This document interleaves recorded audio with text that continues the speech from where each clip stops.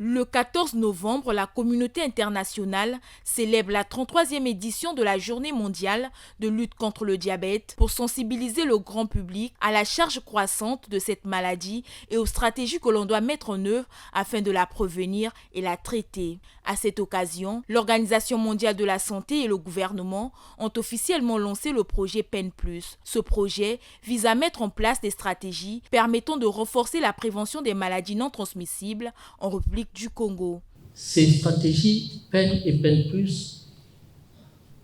prônent l'intégration et la décentralisation des soins et services de lutte contre les maladies non transmissibles au niveau des soins de santé primaires, mais visent également à garantir les soins de santé primaire et les systèmes d'orientation de qualité pour permettre aux personnes affectées de recevoir un traitement adéquat.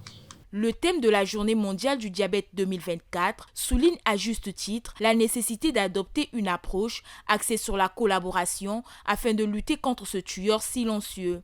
Le thème de cette année, diabète et bien-être, souligne l'importance du bien-être physique, mental et émotionnel pour les personnes atteintes du diabète. Ce thème appelle surtout à une approche holistique de la prise en charge du diabète qui intègre 4 grandes composantes, à savoir des soins complets qui comprennent un soutien en matière de santé mentale, une bonne nutrition et l'accès aux médicaments essentiels, dont l'insuline. Nous devons, à tous les niveaux, sensibiliser notre environnement, c'est-à-dire que nos proches, immédiats et lointains, sur la nécessité de mener une bonne hygiène de vie.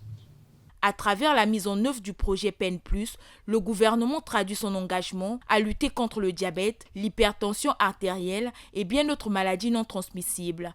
Pour y parvenir, le matériel pour la mise en œuvre de ce projet a été remis au directeur des soins et services de santé de Brazzaville.